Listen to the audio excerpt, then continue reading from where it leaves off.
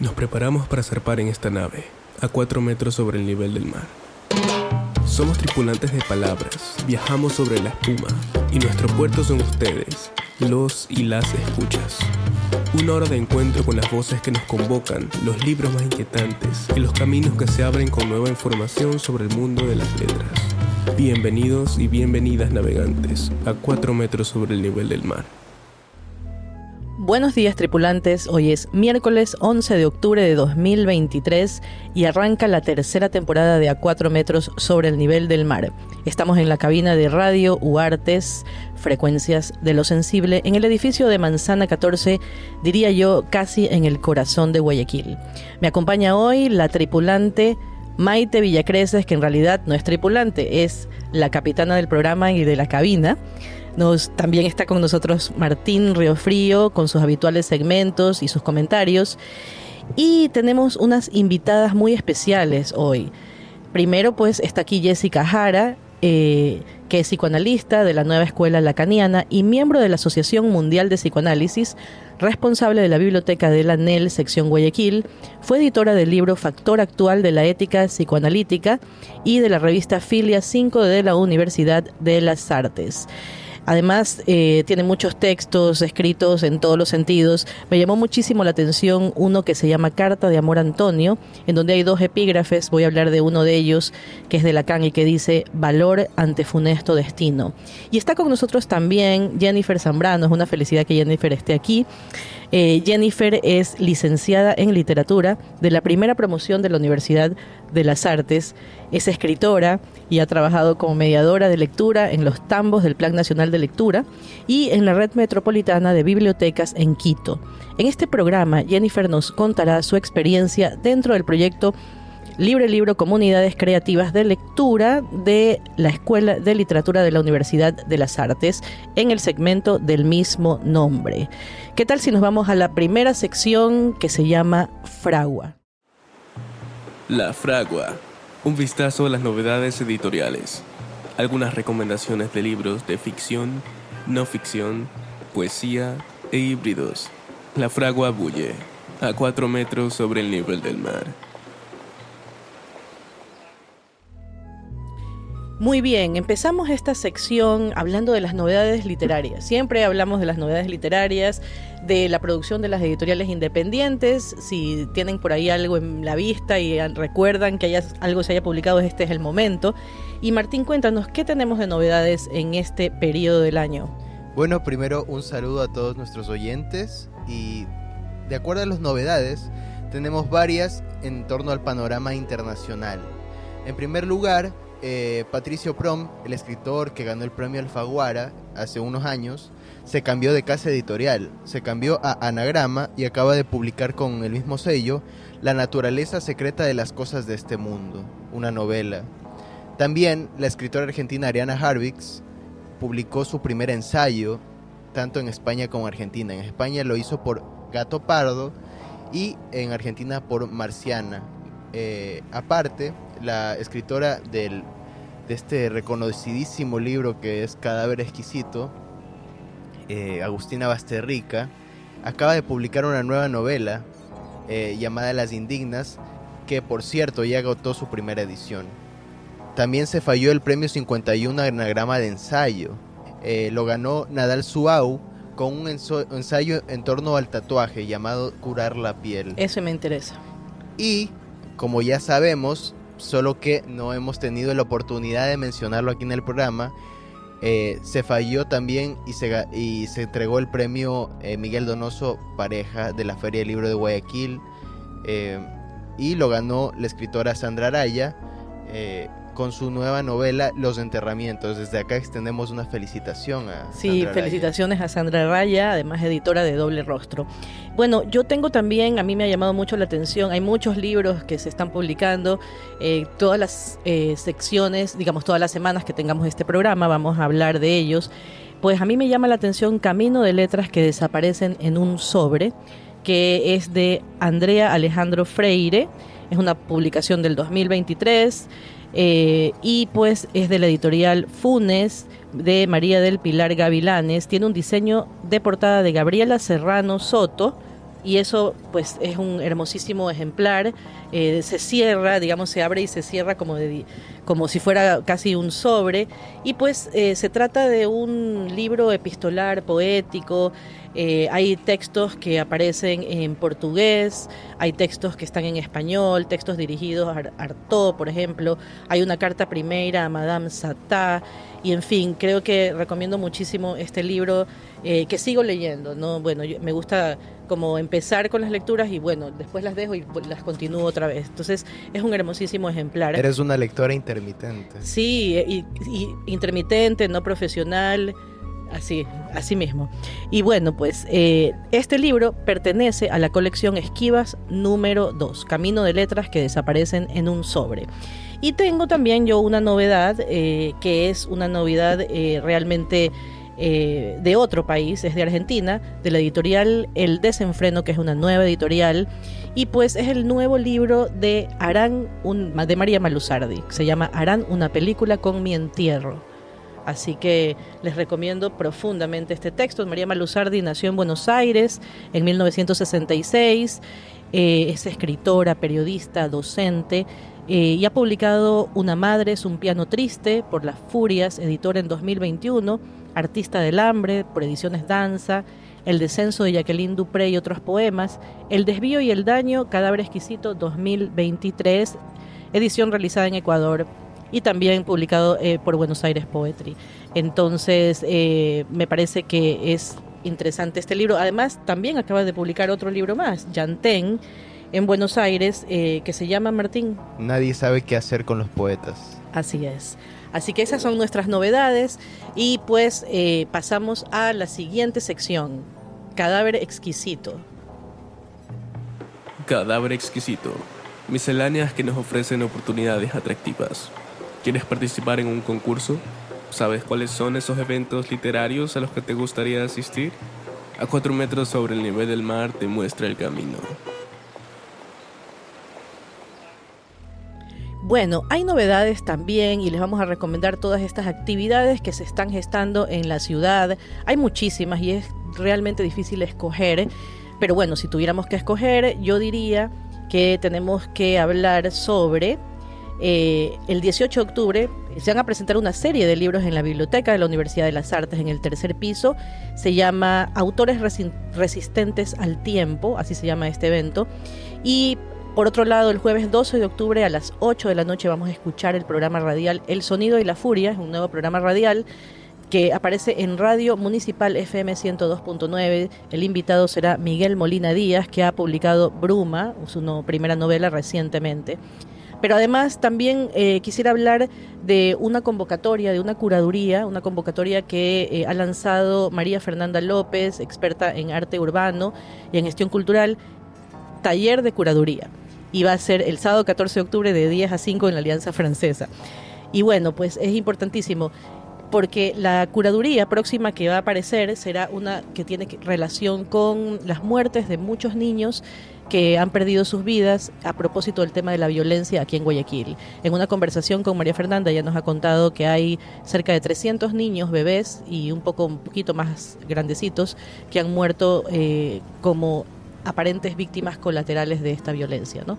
Entonces ella está haciendo esta convocatoria que se llama Haciendo Calle, y entonces en donde van a pintar muros, pero todo tiene que ver con este tema de la violencia y sobre un tema que en realidad no se habla mucho. Así que pues esas son nuestras novedades. También en esta sección tenemos los premios literarios, y siempre pues no dejamos de lado la poesía. Hay una increíble convocatoria que ya mismo se cierra el 16 de octubre, es el 6º Premio Internacional de Poesía Gabriel Celaya 2023, que además está dotado nada más y nada menos que de 12.000 euros, elemento artístico acreditativo, edición y 100 ejemplares. Pueden encontrar esta convocatoria en la página de escritores.org.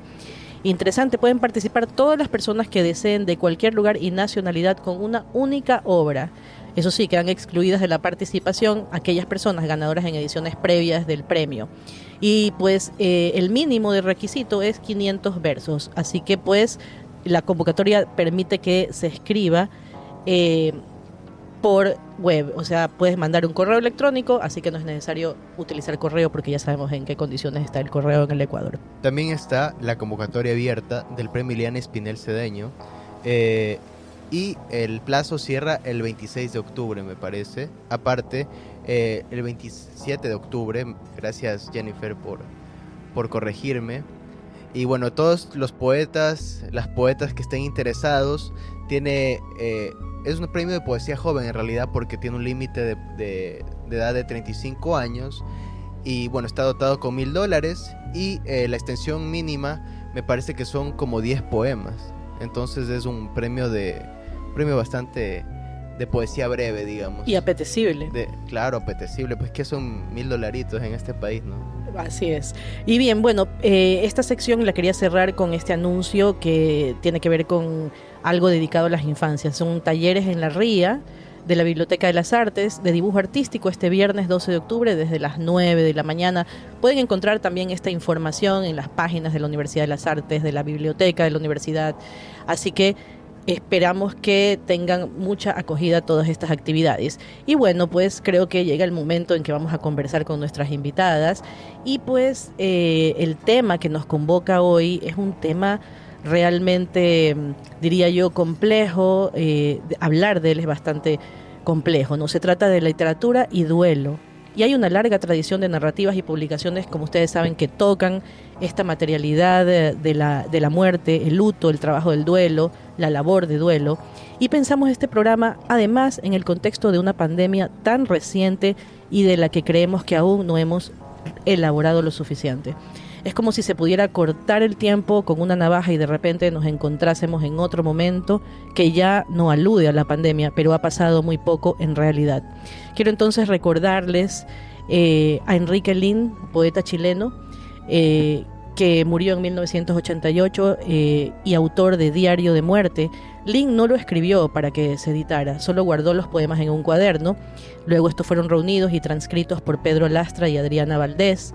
Esos poemas escritos en un cuaderno entre la última semana de abril y la última de junio fueron dictados, la mayoría de ellos luego fueron corregidos, después ordenados, y al final pues quedó este contenido. Son versos que sustentan un registro muy testimonial y que se articulan como una revisión del pasado personal y escritural, del pasado que evoca las obras ya publicadas.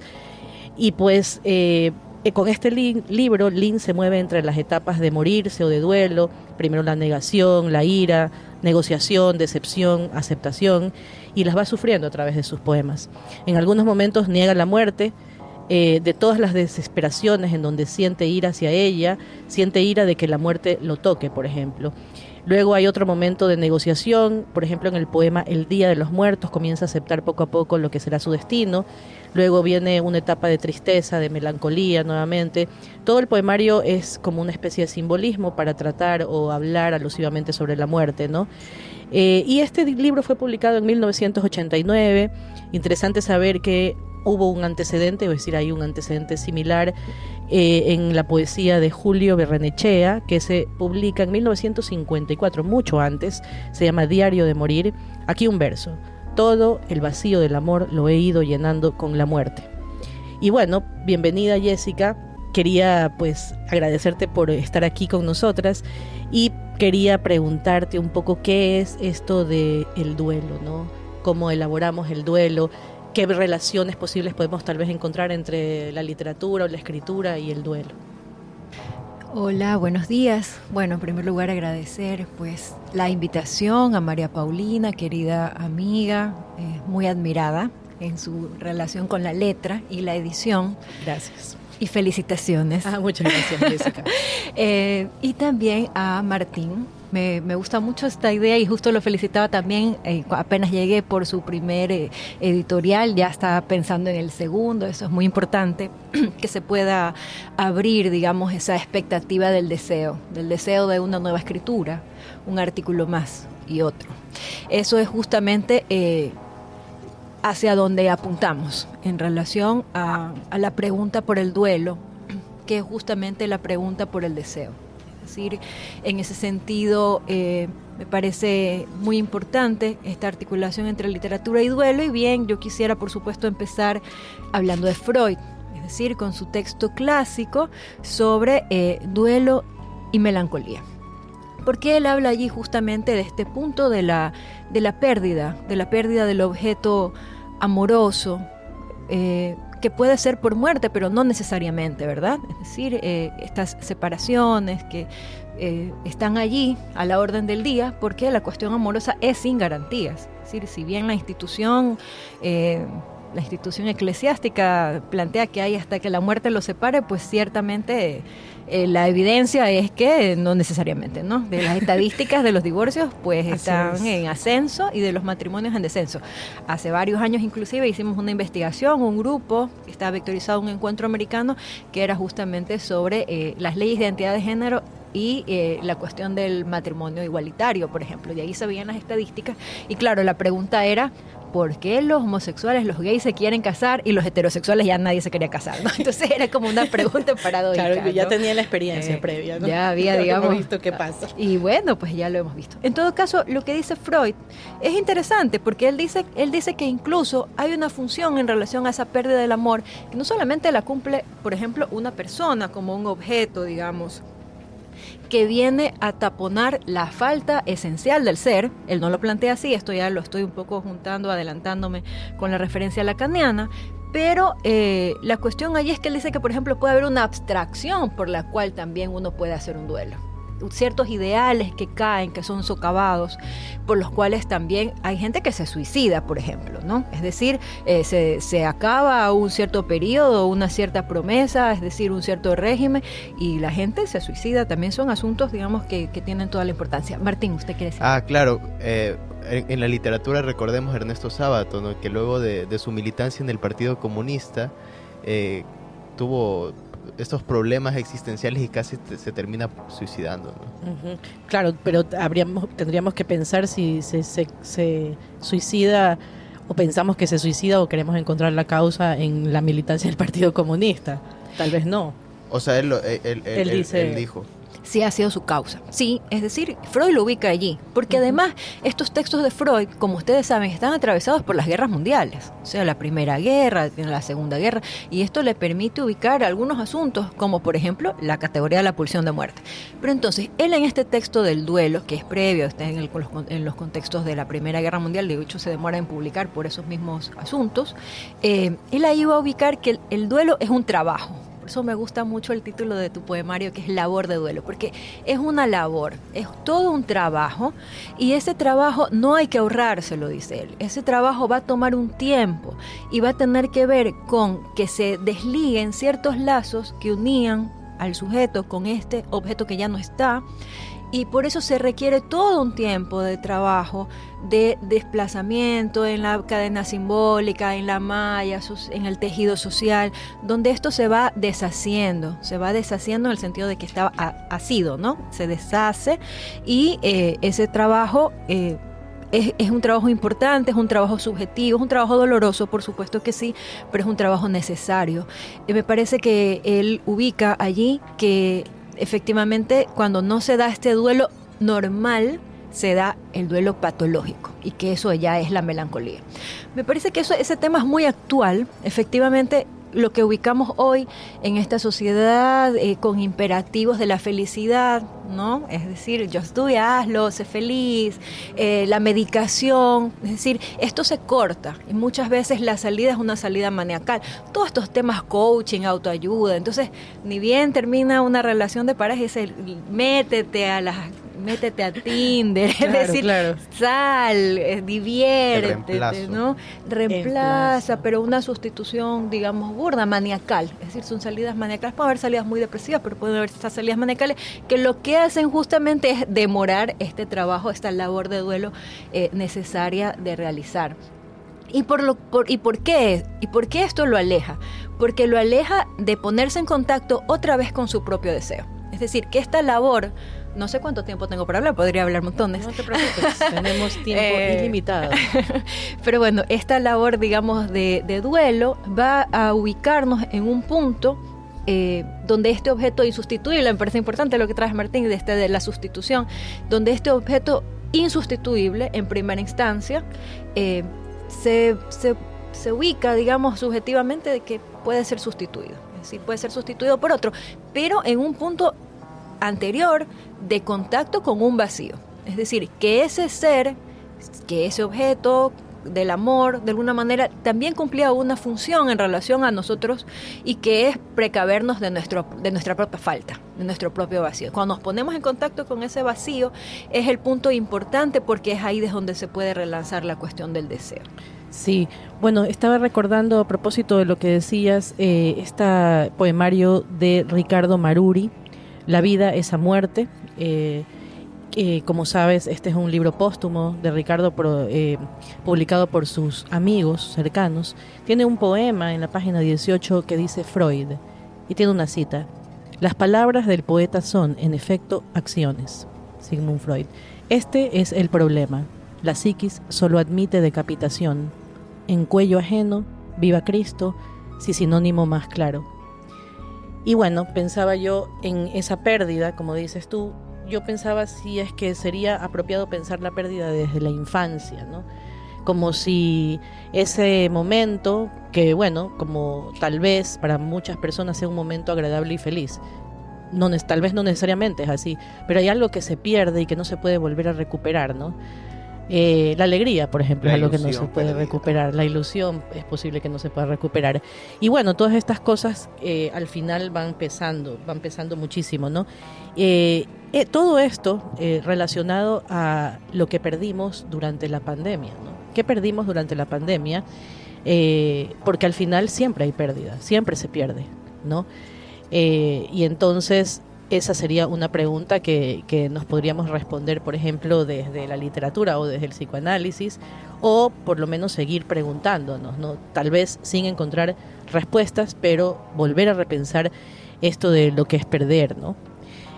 A propósito, también traigo yo un pequeñísimo comentario de un libro que me parece que es trascendental en este tema, y es el libro del escritor colombiano Tomás González. Tomás González es el autor de La luz difícil, una novela corta que se publicó en el año 2011. Tomás González nació en Medellín en 1947 y es otro escritor latinoamericano que ha tocado estos temas, ¿no? Que son universales en realidad. Él nos sumerge en el dolor de otro tipo de muerte, aquella que tiene que ver, por ejemplo, con la pérdida de un hijo. Es una historia sobre la vejez. El protagonista de esta historia es David, un pintor que está terminando una obra al óleo que retrata la espuma que produce la hélice de un ferry que va sobre el río Hudson en Nueva York, que vive en Nueva York. Mientras esto ocurre, su hijo Jacobo convalece de un accidente que lo ha dejado sin movilidad. Y la narración nos muestra los dolores espantosos a los que se ve sometido este joven, ¿no? Que en algún momento le pide a su padre que lo ayude a morir. Hay dos momentos, uno cuando el artista puede crear y luego la escritura de sus memorias cuando ya casi no ve y decide lanzarse a esta tarea que es titánica, qué es lo que significa la escritura. Finalmente, ya de regreso en Colombia, ya casi ciego, es decir, no ve, y alejado de ese espacio mítico que puede resultar Nueva York para los artistas, ¿no? Al final, quien escribe las memorias es Ángela, una mujer que ayuda a David y a Sara, su esposa, en esta etapa de su vida en Colombia. Así que es un libro profundamente recomendado. Martín. Bueno, también si queremos hablar de la literatura del duelo a propósito de la pérdida de hijos, tenemos un título importantísimo, ¿no?, de la colombiana escritora, novelista, poeta colombiana Piedad Bonet, ¿no? Lo que no tiene nombre, que se publicó en 2013 y que precisamente narra los episodios que antecedieron y sucedieron al suicidio de su hijo Daniel. Y aquí hay algo curioso porque de alguna forma lo dice lo explica en la narración Piedad Bonet. Era una muerte de que ella ya se esperaba porque su hijo pasó muchos años peleando con una enfermedad mental, con la esquizofrenia. Y bueno, aquí vemos un poco los claroscuros que tiene la enfermedad, que trae la enfermedad consigo, ¿no? De este joven artista que estudia una maestría en Estados Unidos, que en apariencia tiene proyectos, tiene planes, pero bueno, lamentablemente se ve apagada por la enfermedad mental. También tenemos en la literatura ecuatoriana este poema largo, bellísimo, trascendental, que se llama Sollozo, por Pedro Jara, que tiene como génesis la pérdida de su hijo en 1974, quien por entonces tenía apenas 16 años y bueno, fue encontrado colgado en el baño, fue un suicidio. Y bueno, se dice que el proceso de escritura de esta ruptura que hay, ¿no? de Sollozo por Pedro Jara tardó más de un año, y bueno, tiene una estructura influenciada por piezas musicales como el estudio 11º para piano de Stockhausen y la tercera sonata de Pierre Boulez, ¿no? A propósito, Efraín Jara declara: no se trató de una elegía, sino más bien de un homenaje a su memoria. Por eso me demoré un año, porque quería usar mi escritura no para lamentar su pérdida, que ya bastante me había costado, sino para celebrar su vida e incluso la libertad con la que había decidido salir de ella. Impresionante. Yo le hago una pregunta a Jessica a propósito de lo que acabamos de escuchar. ¿Tiene sentido hablar de estos temas? ¿Tiene sentido hablar del duelo, hablar de la muerte? Sí, por supuesto.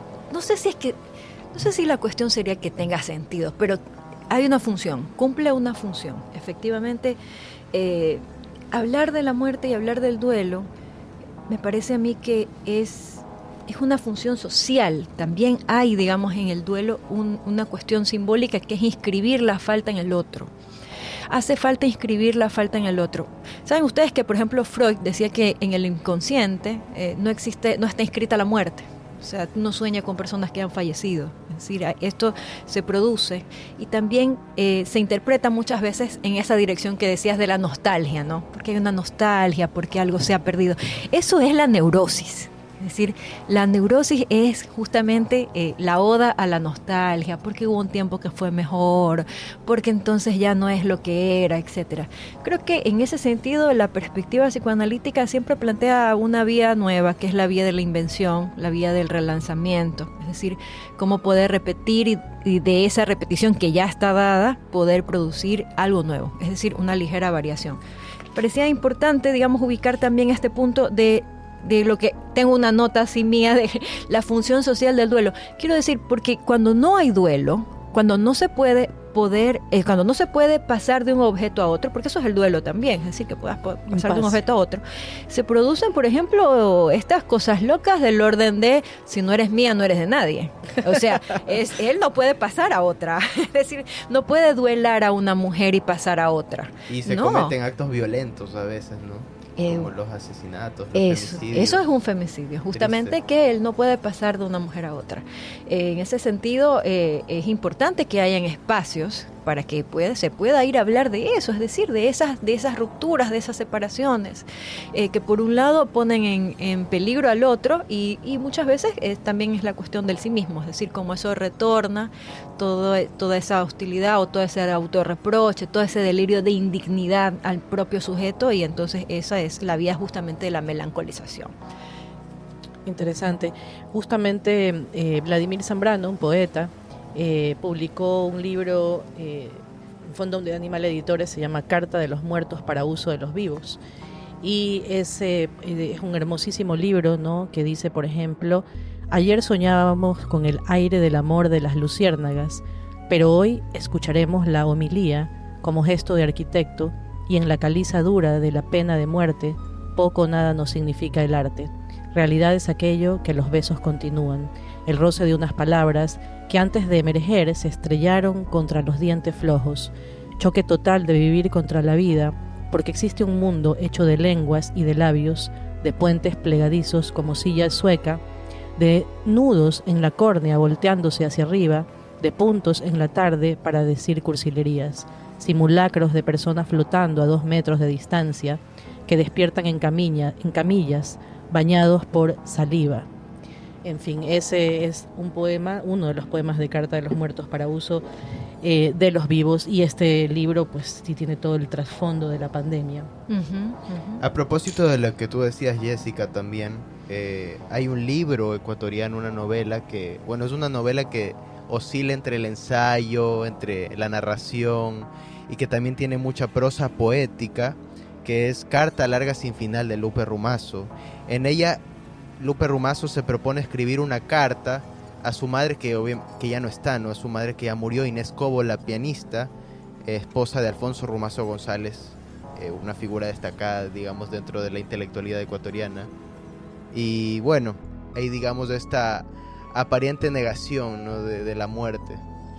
Me parece importante. Yo sí quisiera decir algo para hacer un detenimiento en relación a lo que trajo María Paulina y que también trajiste tú, bueno, que se ubica, digamos, en relación a la escritura como un hacer. Es decir, la escritura en relación a la elaboración de un duelo. Me parece que ese punto es fundamental, que en el caso que ustedes ubican de Efraín Jara y Drobo con relación a la pérdida de su hijo, es importante ese recorte que traen, justamente cuando él dice que no escribió hasta después de un año esto. Es decir, que le toma un año hacer una subjetivación para poder escribir otra cosa, para poderle dar otro sentido, para poderle dar otra vectorización, y entonces ahí produce un efecto, para decirlo de alguna manera, de estetización o de belleza, que para Lacan es el último velo ante lo real. Es decir, cómo poder producir algo allí que tapone esta decisión horrible y que él la ubica justamente como un punto de libertad absoluta de la decisión de su hijo por quitarse la vida de ese modo. Es decir, es un asunto evidentemente sin sentido. Ningún padre espera que su hijo muera antes que él, y peor por sus propios medios, como se podría decir. Pero bueno, es un esfuerzo de subjetivación que es valioso, que por supuesto habría que precisarse más y seguirse trabajando. Me parece que ahí en esa vía de Efraín Jara y Drobo tenemos mucho que aprender. Bien, me parece que vuelves una vez sobre el tema del tránsito y del trabajo, ¿no? De ese transitar, y que es un trabajo, el trabajo del duelo a través del tiempo, y que cumple, como decías tú, esta función social. Me interesó también esa reflexión que hiciste sobre los sueños. En relación a algo que escuché a una escritora, Carolina Sanín, que hablaba sobre el sueño no como dormir, sino como el verdadero despertar. Entonces, una idea muy interesante, el sueño como una campana, por ejemplo. Una idea hermosa, además estéticamente hermosa. Bien, creo que nos vamos a una pausa y luego volvemos. A 4 metros sobre el nivel del mar regresará en breve. Frecuencia Urbana, un espacio para el arte de calle en la academia. Un podcast para conocer las principales gestiones en torno al arte urbano en la ciudad, el país y el mundo. Frecuencia Urbana, un podcast para conocer a los principales actores y protagonistas del asfalto. Aquí, por Radio Huartes. Frecuencias de lo sensible.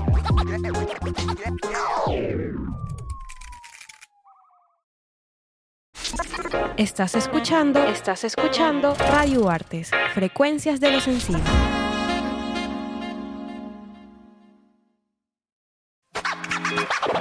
Te presentamos Sesiones de Escucha Digital, el espacio donde volvemos al acto primigenio de compartir música para expandir nuestro universo sonoro.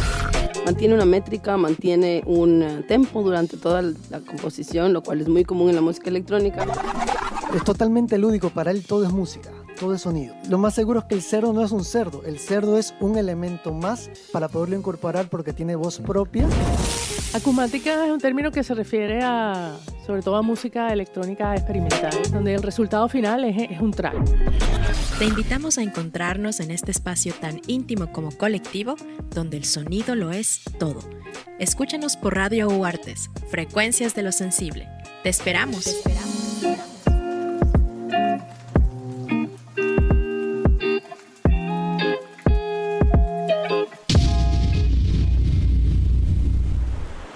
Esto es A 4 metros sobre el nivel del mar, donde fluyen las palabras. Bueno, para este segmento hemos traído una novedad editorial, Mal de Espejos, de Edwin Alcaraz, una novela que se publicó en este año, en el último semestre. Bueno, cabe destacar también que Seix Barral hace ya algún tiempo lleva publicando varios autores ecuatorianos, incluso rescatando la obra de ciertos autores ecuatorianos, como Carta Larga Sin Final, de Lupe Rumazo, otras obras también de ella, y El Rincón de los Justos, de Jorge Velasco Mackenzie. Y bueno, en esta ocasión, en Mal de Espejos, nos encontramos ante el duelo de una manera que retrata el tema del archivo, ¿no? En ella, Edwin Alcaraz recurre a unos diarios escritos por su abuelo durante su reclusión psiquiátrica entre 1964 y 1967. Su abuelo se llama Marcelo Trinidad Alcácer y bueno, como plantea el narrador desde el comienzo en esta obra, es un escritor que no tiene lectores, su único lector es su nieto. Y básicamente su obra consiste en estos diarios de locura, ¿no? Ya que como está inmerso en la locura, tiene que inventar su propio pasado. Aquí hay algo muy importante que es la ruptura del relato vital, ¿no? Yo alguna vez conversaba con una psiquiatra y me decía que uno siempre debe tratar de mantener un relato vital, ¿no? Acá cuando ya se rompe el relato vital es cuando viene este tipo de devaneos. También aparece en uno de estos devaneos de Edwin Alcaraz la figura de Pablo Palacio, ¿no? que se presenta como un gran amigo de su abuelo. Y bueno, es una novela que tiene un estilo poco pesado, en el sentido de que como es una escritura más bien desbocada, que trata el tema de la locura, a veces no tiene un ritmo seguido, es un ritmo un poco difícil de seguir, pero es muy disfrutable, es recomendable la novela de Edwin Alcaraz. Bien, pues muy bien, Martín, creo que es una buena recomendación. Pueden encontrar Mal de Espejos en cualquier librería en el Ecuador. Y pues vamos a pasar a nuestra siguiente sección, que se llama El sueño de Cassandra. El sueño de Cassandra, una mirada a los clásicos de culto, a 4 metros sobre el nivel del mar. Y bueno, esta sección, El sueño de Cassandra, la creamos justamente para recordar y para traer a la memoria estas cosas que aparentemente se han perdido, ¿no? Y bueno, tenemos aquí esta recomendación, que es justamente la novela Una pena en observación de C.S. Lewis, un escritor irlandés que nació en 1898 en Belfast. Es el famoso autor de las Crónicas de Narnia. Y le dedica este libro a su esposa en 1960, esta especie de tratado. Ella muere de cáncer. Se trata de la poeta norteamericana Helen Joy Davidson, que pues tiene esta terrible enfermedad. Y pues el libro fue traducido por Carmen Martín Gaite y es el fruto de ese dolor. En ese texto Luis reflexiona sobre su desdicha, sobre la pérdida de ser amado, y se confronta también con Dios, con su aparente ausencia y con la que parece ser su verdadera naturaleza, ¿no? Es un libro sobre el vacío, la soledad, la impotencia, el recuerdo, la esperanza, la búsqueda de un sentido a tanto sufrimiento. Los lugares aún impregnados del ser amado, irremisiblemente perdido, son el punto de partida de este intenso y emotivo libro, ¿no? Es un libro también enigmático de alguna forma, y pues Una pena en observación aborda la etapa de su vida, la etapa de la vida del escritor, que además se reconstruye en una película muy interesante de Richard Attenborough, Tierras de Penumbra. Así que esta es nuestra recomendación. Con eso nos vamos a una pausa y después volvemos con Libre Libro, Comunidades Creativas de Lectura, y con Jennifer Zambrano. Cuando un espacio tan fantástico como la Sala Ría de la Biblioteca de las Artes se traslada a la Radio Huartes, se transforma en algo muy especial. ¿Cómo describirían la Sala Ría o qué cosas tiene la Sala Ría que a ustedes les gusta mucho? Libros, como ya lo dijeron, un ágora, un escenario, títeres, materiales didácticos, los libros para todas las edades. Desde la Ría es un podcast para niñas y niños curiosos que aman las historias, que aman pensar, explorar y compartir conocimientos. ¿Para qué sirve el arte? Para expresarte y expresar sentimientos. Yo digo que es como una forma de distraerse. Durante cada episodio escuchamos historias divertidas. Historias sobre movimientos y cambios. Historias sobre mitología. Conversamos con artistas invitados y descubrimos libros escondidos entre las estanterías de la Biblioteca de las Artes. Porque nos encanta escuchar historias, pero también tenemos mucho que decir. No te pierdas cada nuevo episodio de nuestro podcast Desde la Ría con Ana María por Radio Huartes, Frecuencias de lo Sensible. A 4 metros sobre el nivel del mar, un espacio para los navegantes de palabras. Muy bien, estamos a 4 metros sobre el nivel del mar. Hoy es miércoles 11 de octubre de 2023 y entramos a nuestra sección muy querida que se llama Libre Libro, Comunidades Creativas. Libre Libro, comunidades creativas de lectura. Detrás de cada libro hay una comunidad, a 4 metros sobre el nivel del mar. Tenemos a Jennifer Zambrano con nosotros hoy. Bienvenida, Jennifer, ¿cómo estás? Hola, muy bien, gracias por invitarme, Pauli, Martín. Pues Jennifer, estamos muy emocionados porque nos estás acompañando y bueno, nosotros sabemos que tú estás haciendo un trabajo muy importante en los laboratorios de lectura y escritura allá en el Cisne 2. Entonces queremos que nos cuentes un poquito qué es lo que estás haciendo, cómo ha sido este trabajo, cómo te ha parecido a ti esta experiencia. Bueno, muchísimas cosas. El trabajo en esa biblioteca ha sido primero un trabajo de reconocimiento con los chicos que frecuentan el espacio. Entonces, obviamente, antes de ir a realizar mediaciones de lecturas, que eran intentar un acercamiento hacia el libro, se planificó, se armó lecturas que podrían interesarles, pero evidentemente al momento de llegar allá, pues se tuvo que ajustar mucho según los intereses de los chicos. Entonces, la idea de acercar el libro también era descubrirlos a ellos y descubrir qué cosas les interesaban para así tal vez llegar a un punto medio, ¿no? Llevar el libro, pero también con lo que ellos querían, ¿no? Era como un acuerdo, ¿no? Y creo que es una de las formas que pueden ayudar a que exista ese encuentro entre niños o en general personas con los libros y sobre todo con libros nuevos, ¿no? Me parece que lo que yo intenté hacer un poco era partir de lo que ellos se interesaban y volverlo algo, digamos, novedoso o nuevo. Si les interesaban las historias o las leyendas, es decir, el terror, ¿cómo hago que eso que es tan conocido y habitual para ellos, cómo hago para llevarlos a un libro? Entonces fue también un reto. Ajá, sí, investigar, pero eso siempre ocurre en la mediación y en los trabajos donde hay públicos y hay personas. Entonces claro, es importante primero reconocer con quiénes estamos para poder hacer algo. Muy bien. ¿Cuánto tiempo estuviste haciendo este trabajo, Jennifer? Y quería saber también si este es un trabajo que va a continuar. Eso también me gustaría que nos contaras.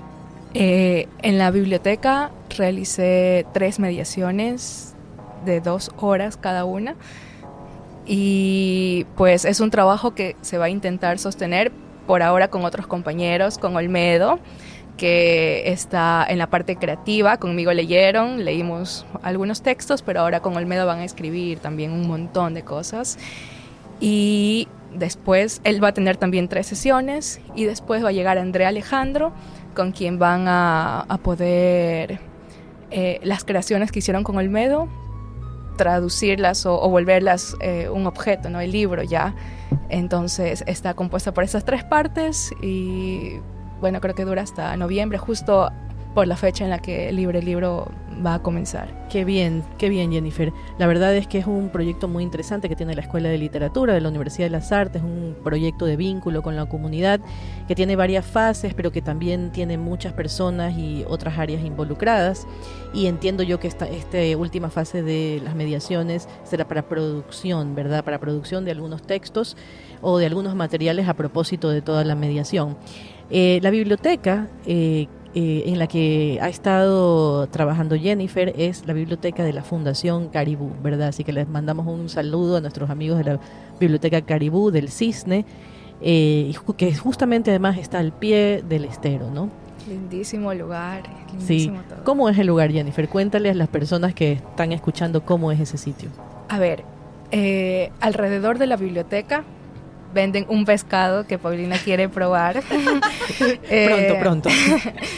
Y también está el estero, que a veces sube la marea, baja la marea, y creo que quedarse observando y para descubrir si está arriba o si está abajo es un pasatiempo que también teníamos cuando íbamos.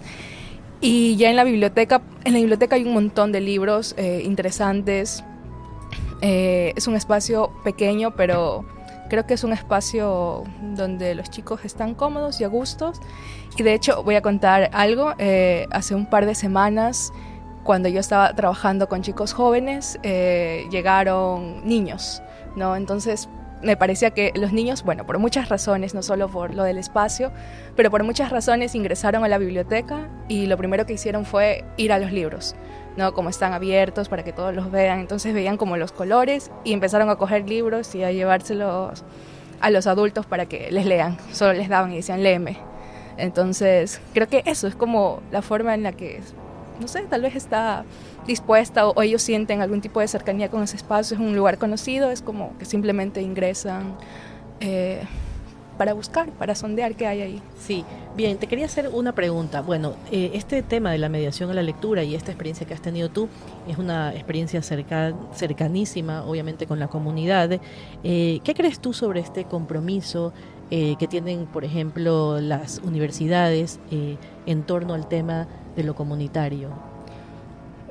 Creo que es sumamente importante, o sea, es algo que debe existir, pero también es algo que no solo debe existir desde la universidad hacia allá, ¿no? Sino que es algo que tiene que ser colaborativo y que tiene que ser de alguna forma un tipo de actividad o actividades que hagan que las personas que están en la comunidad desarrollen sus propias herramientas para continuar con esos procesos, ¿ya? O sea, ellos tienen que adueñarse de sus espacios. De sus espacios, ajá. Claro.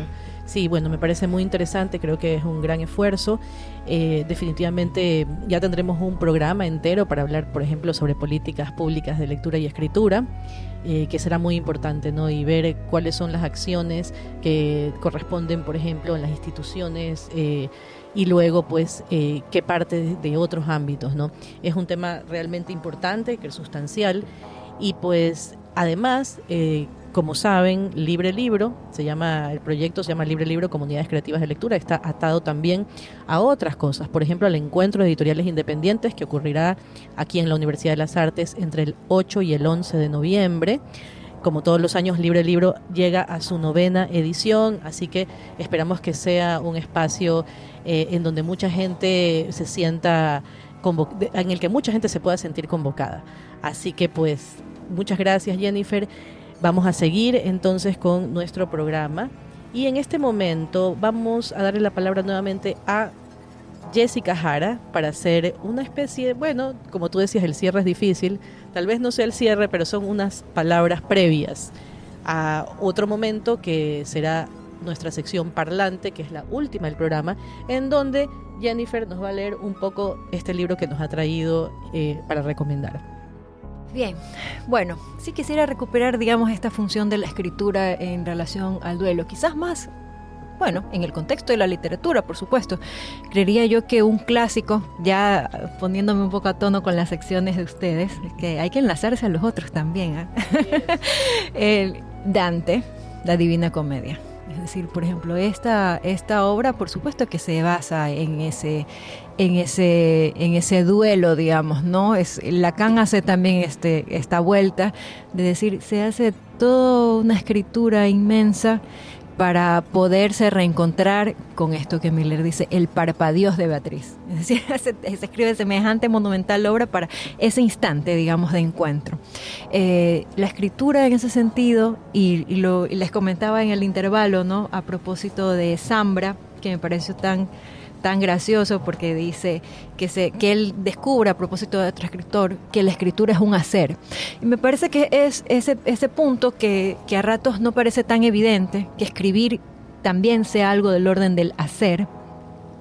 Puede, por supuesto, trastornar o en todo caso ocupar el lugar de otros haceres que son mucho más nefastos, digamos, para el sujeto. Es decir, puedes hacer eso como hacer otra cosa. En ese sentido, por ejemplo, el momento donde a él lo premian, Alejandro Zambra, en este texto que se llama, en este librito Tema Libre, al tipo lo premian. Entonces cuando le dan un premio, él tiene que hacer una conferencia. Él dice que él ya sabe cómo es esto, ¿no? Que es la conferencia de tema libre. Entonces el hombre sufre porque entonces cómo va a dar una conferencia para... Él se imagina para tipos como él mismo que dice que sufren de que no se concentran, ¿no? Ya no vamos a poner diagnósticos ahí porque ya no vamos a abonar en esa dirección, pero en todo caso él se complica y entonces dice que ya sabe lo que va a hacer y que entonces, habría que decirlo, es paradójico, para celebrar el triunfo, porque lo premian, el tipo habla de su fracaso. Y entonces habla de su novela que es El amor después del amor, y entonces dice que esa novela, ese escritito, no es una novela, ¿no? Es apenas un relato.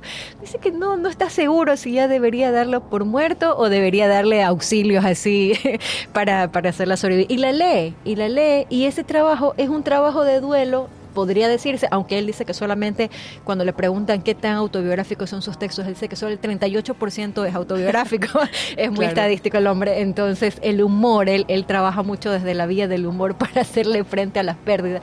Y entonces esa historieta es súper graciosa porque le quitan a la novia, un argentino, todos a ratos se ponen en esa oposición entre los chilenos y los argentinos, y luego entonces tiene otra pérdida, otra mujer que se va a Argentina, que porque se enamora de una argentina, y luego la separación de los padres, a propósito de lo que tú decías de la infancia, que no es tan chico cuando los padres se separan, pero tiene todo un tema traumático de que el padre dice que cada vez y cuando se les aparecía en la sala y entonces les decía que ha terminado con su madre y que ellos tienen que elegir con quién se van a ir a vivir.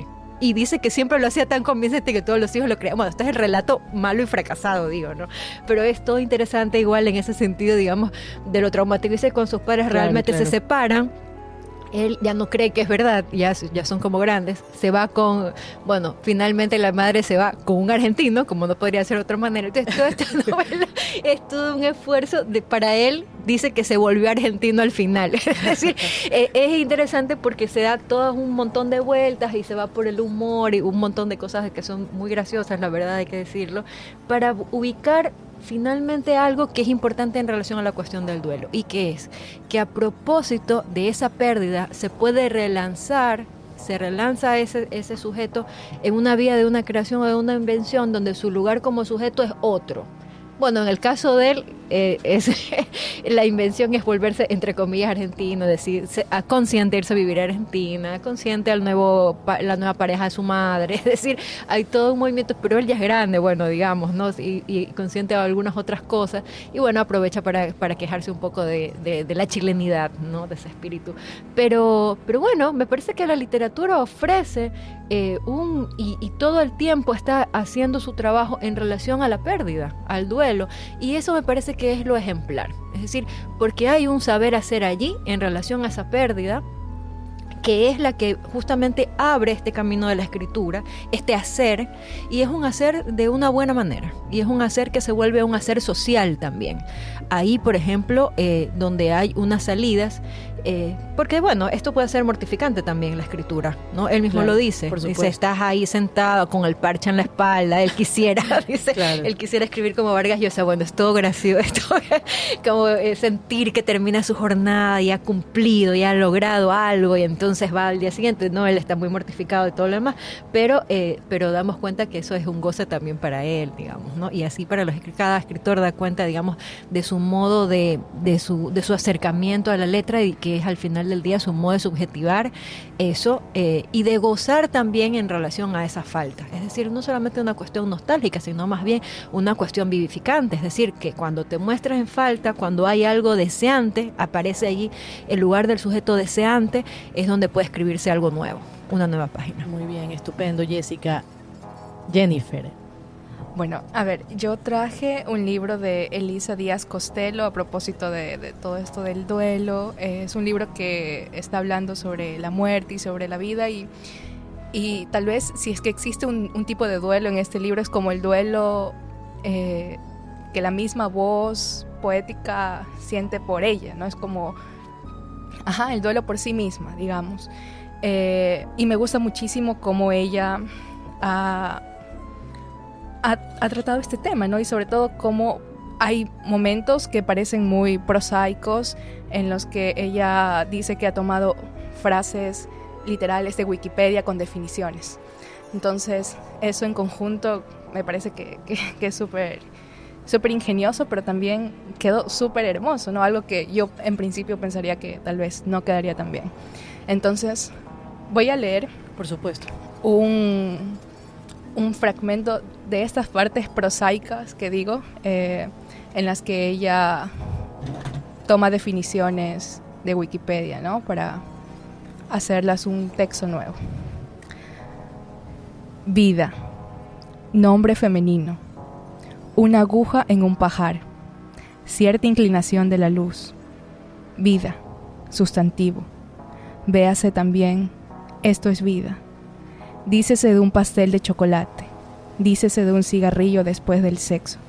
Vida, gestación, reproducción, óvulos, uñas en los fetos. Vida, electrocardiograma, declaración de amor, de impuestos, radiografía, hojas a contraluz, escribe un libro, planta un árbol, etc. Vida, etcétera, constante y sonante. Todo lo que olvidamos también. Hermosísimo. Eso. Del libro que además se llama El reino de lo no lineal, Elisa Díaz Castelo, Premio Bellas Artes de Poesía, Aguascalientes 2020. Muchísimas gracias, Jessica, muchísimas gracias, Jennifer, Martín y por supuesto Maite en este primer programa de temporada.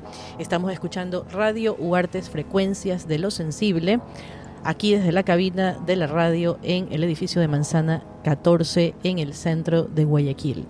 Esto ha sido A 4 metros sobre el nivel del mar. Espérenos la próxima semana también y nos pueden escuchar también por Spotify. Acabamos de escuchar A 4 metros sobre el nivel del mar, donde las palabras fluyen como la espuma de las olas.